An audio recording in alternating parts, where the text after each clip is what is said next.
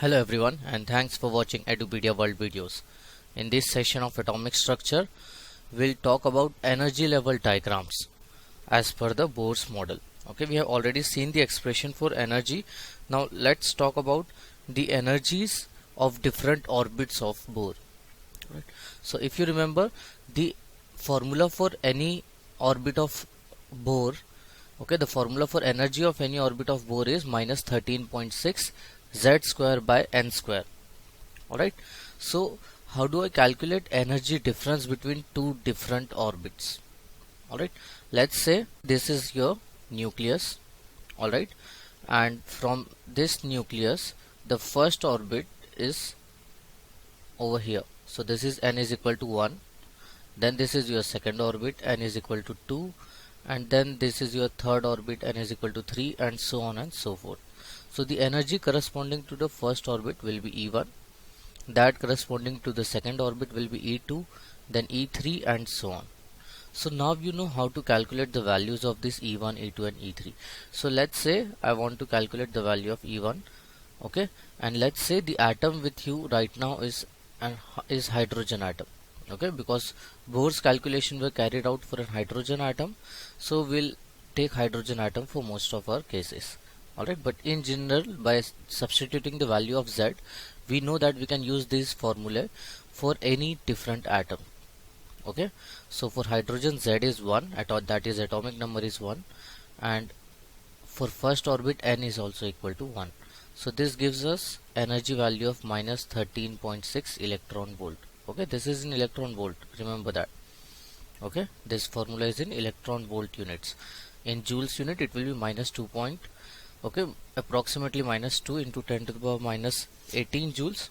Alright, or in case if you want to be very precise about the value, then you can say minus 2.18 into 10 to the power minus 18 joules. Alright, so E2 is equal to minus 13.6 multiplied with 1 square divided by 2 square. Okay, so this should come out to be around minus 3.4 electron volts, and so on. So similarly we can calculate E3, E4 and all that. But let's see, an electron wants to go from E1 to E2. Okay, so the energy of E2 is minus 3.4 and the energy of E1 is minus 13.6. So which is greater? Obviously minus 3.4 is greater than minus 13.6. That is E2 is greater than E1. Okay, in fact this is true for all the atoms and all the orbits, that every successive orbit has greater energy than the preceding orbit starting from the first orbit. Yeah, that is, you start from the innermost orbit, so E1 or the first orbit for any given atom will always have lower energy than the second orbit for the same atom, okay, which will have lower energy than E3 and so on up to E infinity. Okay, the last orbit will be basically the orbit which is present at infinity, whose energy is taken to be 0 and of highest value. Okay, and the least energy is always with the first orbit which is nearest to the nucleus, that is E1. Alright, so if the electron wants to jump from first to second orbit, so it wants to go from an energy state of E1 to an energy state of E2. So what you need to do is you always simply need to provide energy. Okay, everything can be explained in terms of energy. So in terms of energy, for the electron to jump from first to second orbit, you need an energy delta E equals to E final. In this case E final is E2 minus E initial, which was E1. Okay, so you need an energy of minus 3.4 electron volt minus E1 is minus 13.6 electron volt. So this is the amount of energy that you require.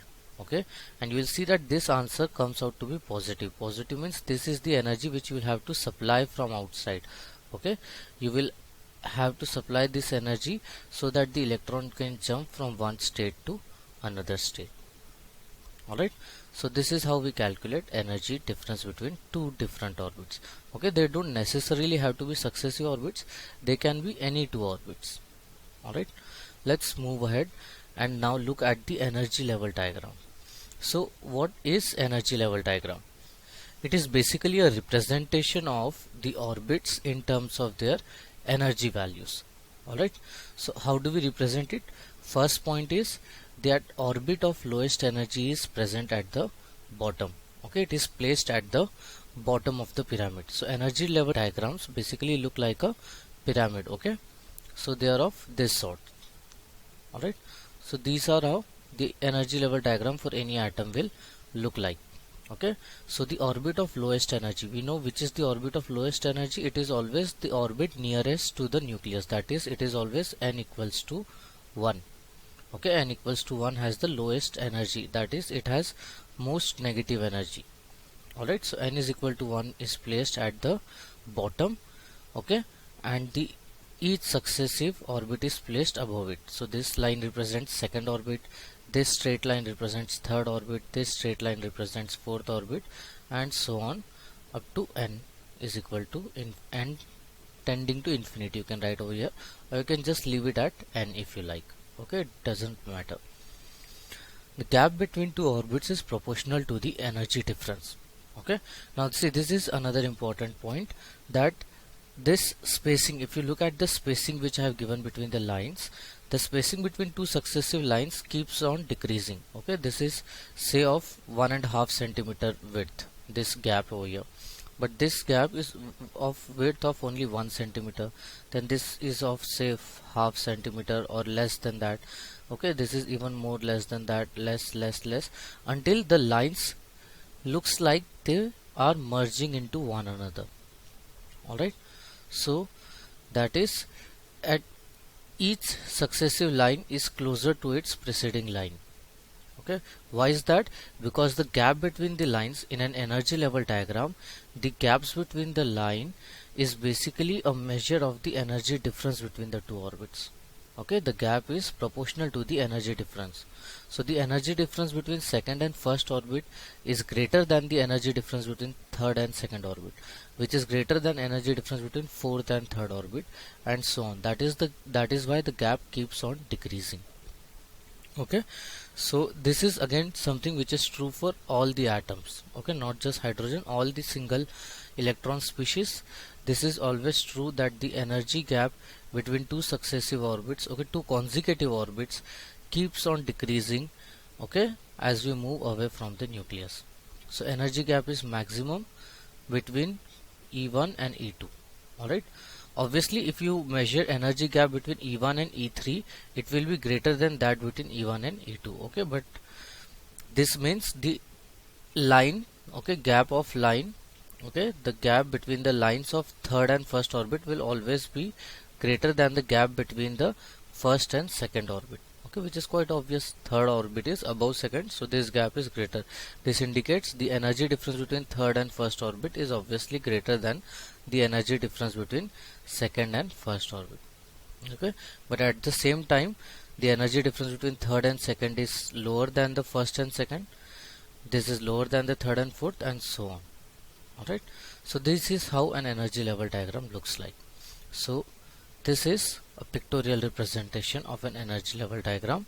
Okay, here on one side you can write the orbits number, like n is equal to 1, n is equal to 2, n is equal to 3, n is equal to 4, and so on. N is equal to 5, n is equal to 6, this is n equals to 7, and so on. Alright, so you can in fact represent these lines by dots, that it will go on up to n is equal to infinity. Okay, this will go on up to n equals to infinity, and at n tends to infinity, the energy value is 0 electron volt. Okay, so on the right hand side I have written the orbit numbers, and on the left hand side I can choose to write energy either in joules or in electron volts. The commonly used unit over here is electron volts. Okay, so let's make an energy level diagram for hydrogen atom. So for hydrogen atom, E is equal to minus 13.6 Z square, which is 1 square for hydrogen, divided by n square. Okay, so now I just need to substitute the value of n one by one in order to get the values of my energy. So E1 is equal to, okay, E1 is equal to minus 13.6 divided by 1 square. So this will come out to be minus 13.6 electron volt. Alright, similarly E2, for the second orbit, E2 will be minus 13.6, and instead of n you put 2, because n is equal to 2 for second orbit. So minus 13.6 divided by 2 square, alright, which should come out to be minus 3.4 electron volt. Okay. Then similarly for third orbit, E is equal to minus 13.6 divided by 3 square. Okay, that is minus 13.6 divided by 9. So this should come out to be minus 1.51 electron volts. Okay, and similarly for n is equal to 4, you can calculate that energy is minus 13.6 divided by 4 square, which comes out to be minus 0.85 electron volt. Okay, and you can go on calculating for 5, 6, 7, and for finally at infinity the energy of orbit is taken to be 0 electron volt, which is the maximum value of energy for an atomic orbit. Okay, so energy keeps on increasing as we move away from the nucleus. And now you can also calculate the exact values of energy difference, okay, between two consecutive orbits. So you can calculate 13.6 and 3.4, the difference between that. You can calculate the difference between 3.4 and 1.51, okay, and compare that is it actually true that the energy difference between two consecutive orbits keep on decreasing, and that is why the gaps between the lines, consecutive lines, also keep on decreasing. Alright, so basically you don't have to remember these values, you can just remember this value minus 13.6 electron volt, because it is actually part of the formula, the actual formula that you do have to remember. But these other values you don't have to remember. Okay, you can just solve them, substitute the value of n each time you need them in a question. Alright, I remember them because I've read them so many times and taught them so many times. So but you don't have to do that. Okay, it's not going to be of any use to you. Let's move ahead with this energy thing. Alright, so we have understood energy level diagram. Okay, this is done over here. Now we will just go through some of the terms which might be important to us in the chapter ahead. Okay, so first, or one of them, is ground state and excited state. What do we mean by ground state and excited state? So ground state basically means the lowest energy state of the atom. Okay, so ground state means each orbit represents a different energy state. If you remember, in the first chapter or in the first session of Bohr's model, I told you that the orbits are also called stationary states or fixed energy states, because each orbit represents a particular energy value. So this means the ground state will be the orbit which has lowest energy. So this means ground state will be the orbit which is nearest to the nucleus, that is ground state will be n equals to 1. Okay, so for any atom the ground state simply represents n is equal to 1 value. Okay, so it is the energy or the first orbit, energy of the first orbit or the first orbit itself. Okay, so let's say if I am talking about hydrogen atom and I ask you what is the energy of ground state, then for hydrogen you can calculate the energy using this formula, E is equal to minus 13.6 z square by n square. So for hydrogen, ground state is E1, which is equal to minus 13.6 into 1 square divided by 1 square. Okay, and if you want to calculate the energy of ground state for helium atom, okay, you again take E1, ground state is first orbit, so the answer will be minus 13.6 into Z for helium is 2. Okay, the atomic number of helium is 2, so 2 square divided by 1 square. Okay, which should come out to be around 54.4 electron volt. Similarly for lithium you can calculate. Alright, for lithium Z is equal to 3, so E1 for lithium will be minus 13.6 3 square divided by 1 square, and this should come out to be around 9 into 13.6, so that will be minus 122.4 electron volts. Okay, so all these values, these three values which we have calculated over here, represents the energy values of ground state for three different single electron species. One is hydrogen, the other is helium ion, that is He positive, and the next is lithium ion, that is Li2 positive, which again has a 1 electron in it. Okay, so that is the meaning of ground state. Then what is the excited state? Well, excited state is any other state apart from n equals to 1. Okay, so when you say that an electron or an atom, okay, it can be said as the electron is present in an excited state, or it can also be said as the atom is present in an excited state. Okay, they both mean the same thing. So when I say that the atom is present in an excited state, it means that the electron has shifted, or the atom has shifted from n equals to 1 to some other state. Alright, that is, electron has jumped from that position to another position. So any other state apart from n equals to 1 is called excited state. So n is equal to 2, n is equal to 3, n is equal to 4 up to infinity, they are all excited states of an atom. Okay, why are they called excited states? Because it is actually the state in which atom is excited or the electron is excited. It is not stable, it is unstable. Okay, the atom is most stable when it has least energy, and it has least energy only in its ground state.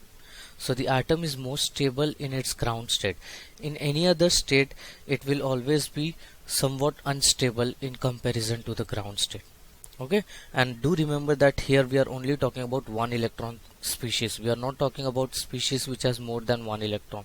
All these derivations, all this theory is not entirely applicable to species having more than one electron. Okay, so if you understood this, let's move on to another and even more important term called ionization energy. You must have heard this term before. Alright, so ionization energy, even if you haven't, let's look at it from a mathematical perspective. So ionization energy, as the name suggests, it's simply the energy required to ionize an atom. Okay, that is, if you have a neutral atom, say if you have, okay, a hydrogen atom. So this hydrogen atom, all the atoms, okay, by themselves are neutral. Okay, so ionization means if I am somehow able to remove the electron from the atom, okay, what is left with me is only an ion over here. Okay, it is a charged particle. Ions are charged particles. They can be positively charged or they can be negatively charged. So ionization means minimum energy required. Ionization energy means minimum energy required to ionize an atom, and to ionize an atom means to remove an electron from the atom. Okay, this is the most crude definition, most simple definition, that to remove an electron from an atom is called ionization. Okay, that is, you are converting the neutral atom into ion. Okay, so since you are removing the electron, that is, you are removing a negative charge, the leftover atom will automatically gain a positive charge. Okay, so ionization leads to formation of cations. Alright, so this is the meaning of ionization. So in terms of atomic structure, in terms of the energy level diagrams that we have studied right now, what do we mean by ionization? How can we picturize this process? So ionization means I have the hydrogen atom. So this is the hydrogen atom. Okay, let's forget about this straight line that I drew. Let's see, you have, okay, nucleus. Alright, so this is n equals to 1. This is n equals to 2, n equals to 3, 4, 5, 6, and so on up to this is finally the straight line becomes infinity. N is equal to infinity. Alright, so ionization means, okay, the electron is initially present in the ground state. Okay, it is present in ground state. Remember that ionization energy means the electron is initially present in the ground state, and now you are taking this electron, okay, from ground state to n equals to infinity. Alright, that is, you are making the electron jump from ground state to n equals to directly to n equals to infinity. Okay, so when the electron moves to n is equal to infinity, it basically signifies that the electron has moved from away from the influence of the nucleus. Okay, the nucleus has no more influence on the electron. It cannot exert any further force on the electron when the electron is at infinity. Alright, so ionization energy simply means the energy required to move the electron from n is equal to 1 to n is equal to infinity. Okay, and how much energy is required to move the electron from n is equal to 1 to n is equal to infinity? Basically you want to change the energy of electron from E1 to infinity. So how much energy is required in the process? It is simply equal to delta E, which is final energy. Okay, final energy minus initial energy. Okay, and in this case the final energy is energy of the orbit at infinity, and initial energy is energy of the first orbit. Alright, so this means delta E will become, okay, this means delta E will become E infinity, which is always equal to 0, minus E1, and E1 is what? Energy of the ground state. Alright, so delta E is equal to 0 minus E1. For the case of hydrogen, if you remember, E1 was minus 13.6 electron volt. So delta E comes out to be minus into minus plus 13.6 electron volt. Okay, so 13.6 electron volt is the ionization energy of hydrogen. Alright, so this delta E basically represents ionization energy. Okay, let's represent it with IE. Okay, so for every atom this is going to be the case. Okay, basically ionization energy will be delta E. Okay, that is the energy difference between infinite and first orbit. Okay, which is always going to come out to be minus E1, 0 minus E1. That is, it is always going to be equal to, that is ionization energy in magnitude is always going to be equal to mod of the energy value of first orbit. Okay, so if you remember, in the previous page we calculated energy value of first orbit for helium, which was minus 54.4. so ionization energy of helium atoms become plus 54.4 electron volt. Similarly, for energy of first orbit of helium was minus 122.4 electron volt. So ionization energy will be plus 122.4 electron volt. Okay, so ionization energy is simply equal to mod of the energy of ground state. Okay, in magnitude ionization energy is equal to the energy of ground state. Only differences of the sign. The energy of ground state will always be negative, whereas ionization energy is always a positive quantity. Okay, because it is the energy which we are supplying to the atom. Okay, it is the energy we are supplying to the atom, that is we are supplying to the electron, so that the electron can jump from first to the infinity orbit. Okay, now lastly let's look at emission and absorption of energy that we often see in the atoms. Okay, so what do we mean by absorption of energy? We have already seen this, okay, in a superficial way, okay, in a very slight way. Let's go into further detail of it. Alright, so first let's look at emission, okay, or absorption. Okay, see, this is emission, and here let's talk about absorption. So absorption means taking in, emission means giving out. Okay, so absorption means taking in and emission means giving out. Okay, they are just terms of English. Okay, so absorption is, okay, when the electron absorbs energy or the atom absorbs energy. So this is the nucleus. Okay, this is your n equals to 1, this is your n equals to 2, this is your n equals to 3, and so on and so forth. Okay, so basically these are orbits 1, 2, say this is n1, okay, so on up to n2. Alright, so n1 and n2 are two different random orbits. So if the electron is revolving right now in orbit n1, okay, it has a tangential velocity v and it is revolving in the orbit n1. Okay, now if the electron is supplied energy, okay, it is supplied energy, it will go to a higher orbit. Okay, supplying energy to the atom is basically supplying energy to the electron. Okay, when you supply energy to the atom, that energy actually goes to the electron present in the atom, so that electron uses the energy to try and change its orbit if it can. Okay, so if you supply exactly energy equal to the value such that electron can jump from n1 to n2, okay, so it will take that energy and go to N2. Okay, now it will start revolving in N2 instead of N1. Okay, with a different tangential velocity which is equal to velocity of orbit N2. Alright, so what is the energy that you needed to supply over here? Delta E is equal to En2, okay, energy of N2 orbit minus En1. Okay, so this difference of energy is basically the energy absorbed by the electron. And how does the electron absorbs energy? It absorbs energy when we supply that energy to it. And how do we supply energy? We supply energy by radiating it with a beam of light, okay, or with a ray of light. We take a ray of light of specific frequency, say nu, and we strike the atom with that frequency light. Okay, so when electron gains that light frequency, it is basically gaining the photon. Okay, it is basically being struck by the photon, that is, it is gaining the energy equal to h nu.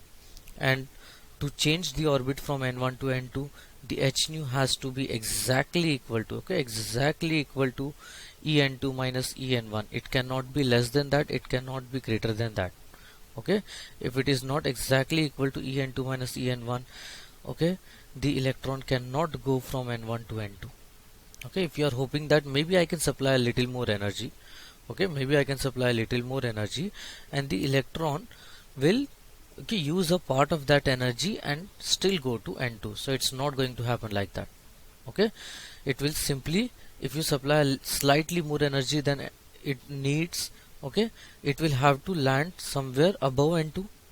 Okay, that is, it will have to land at a position which is actually empty space. It will have to land here in the blue region, okay, which is actually empty space, and it cannot do so. The electron is allowed to stay only in some quantized orbits. It cannot stay inside the empty space.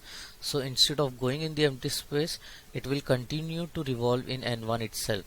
Okay, and the energy that you supplied will simply be emitted back by the electron. Okay, it will go to waste.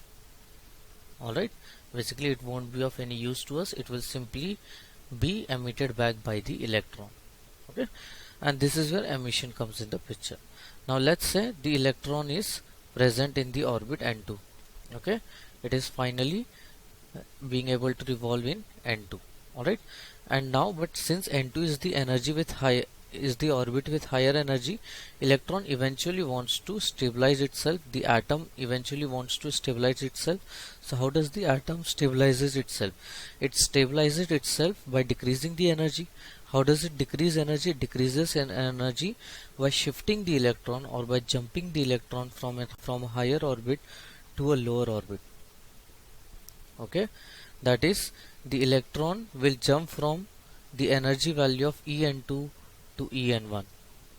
Okay, that is, there will be a change in energy value of the electron equal to En1 minus En2. That is, energy of electron is getting decreased. Okay, it is coming closer to the nucleus. So when that happens, whenever the energy is decreased, okay, it has to release energy. How is it going to decrease its energy? That energy has to be given out to the atmosphere or to the surrounding. So that energy has to be released. So it releases this energy in form of an electromagnetic radiation. Okay, it basically emits a photon, and that photon travels in form of wave until it can strike back at some other surface. Alright, so let's say the frequency of this photon emitted is nu. Okay, then again h nu, the energy emitted, will be equal to mod of En1 minus En2. Okay, and this is how you can calculate the frequency. And if you know the frequency, you can also calculate the wavelength. Okay, the wavelength of the energy wave emitted by the atom. Alright, and in fact you will find that if the energy absorbed for the transition between N1 and N2 was of frequency nu, then the energy emitted in the reverse transition, that is from N2 to N1, will also be of the same frequency. Okay, that is between the two orbits the values of emission and absorption energy is always same. Okay, only their sign is different. Absorption means taking in of energy, that is taking in of a wave of light, whereas emission means giving out a wave of light. Alright, so just remember all this stuff and make sure to revise it once more, okay, even after watching this video, so that you don't easily forget it. Okay, so until next time, and once again, thanks for watching Edupedia World videos.